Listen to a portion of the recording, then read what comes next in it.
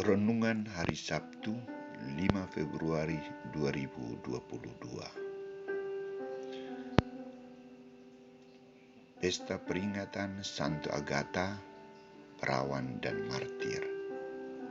Ia tergerak hati oleh belas kasihan kepada orang banyak.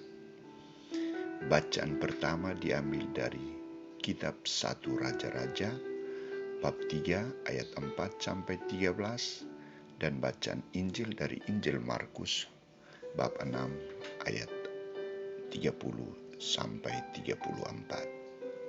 Saudara-saudariku terkasih, dalam sebuah perjalanan torne yang melelahkan karena harus berjuang untuk melintasi jalan yang berlumpuran, licin disertai hujan, sering membuat seorang petugas pastoral bosan dan jenuh.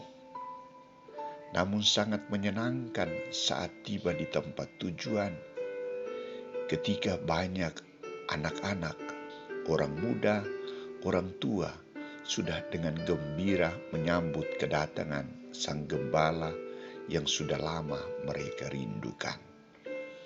Perasaan bosan dan jenuh hilang seketika. Obatnya adalah pertemuan yang penuh kasih antara gembala dan umat. Obatnya adalah perayaan Ekaristi dan pelayanan sabda kepada mereka.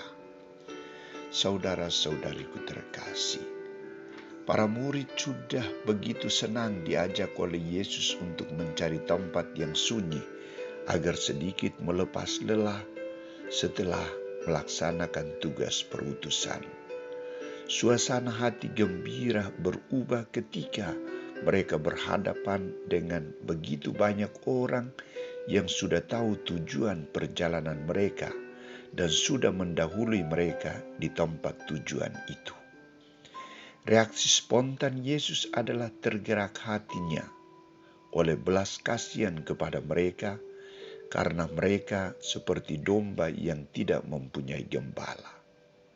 Dan aksi solidaritas belas kasihan Yesus adalah Ia mengajarkan banyak hal kepada mereka.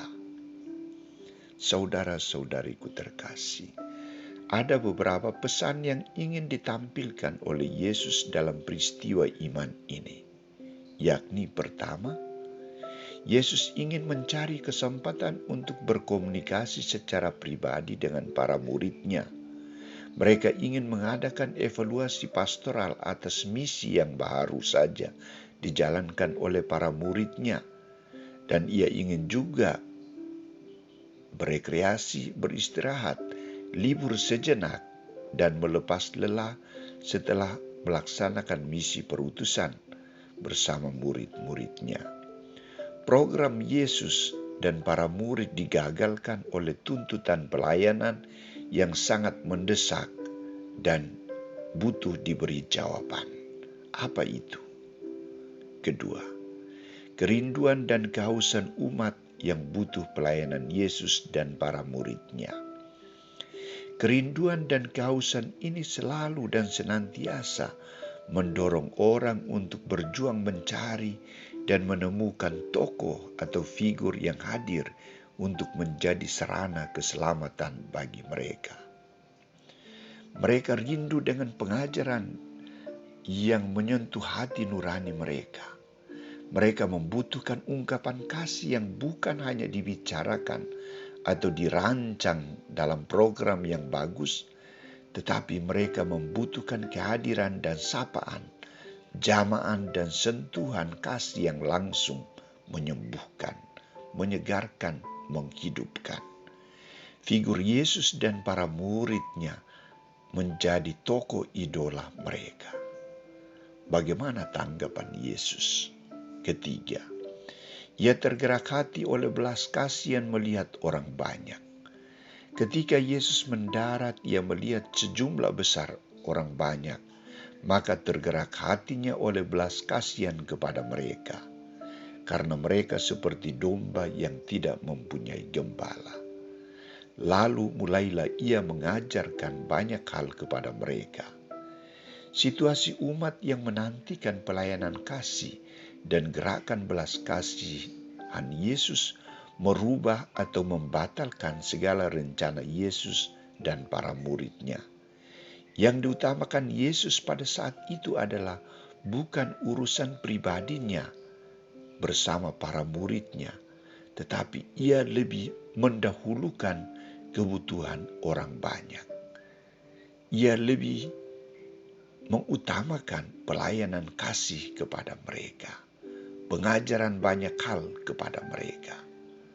Belas kasihan merupakan ciri khas Allah dan putranya Yesus Kristus. Saudara-saudariku terkasih, pola pelayanan Yesus ini harus menjadi model pelayanan gereja pada umumnya dan kita semua pada khususnya. Yesus menuntut kita agar tanggap terhadap situasi umat yang membutuhkan. Ia juga mengharapkan kepada kita yang percaya kepadanya untuk memiliki sikap belas kasihan dan tanggap memberikan pelayanan kasih dengan fokus utama kepada mereka yang sungguh-sungguh membutuhkan. Mereka yang terlantar, mereka yang sakit, mereka yang kurang mendapat sapaan. Kita diminta memiliki sikap belas kasihan seperti Yesus. Belas kasihan ialah suatu perasaan yang menggerakkan hati sanubari kita, sanubari orang. Perasaan ini membuat kita atau orang merasa sedih melihat penderitaan dan kemalangan sesamanya, disertai dorongan yang kuat untuk menolong. Maka kita berdoa, semoga Roh Kudus menggerakkan hati kita agar lebih banyak orang memiliki gerakan belas kasihan Yesus, sehingga banyak orang yang menderita, sakit, tidak diperhatikan, dapat dilayani.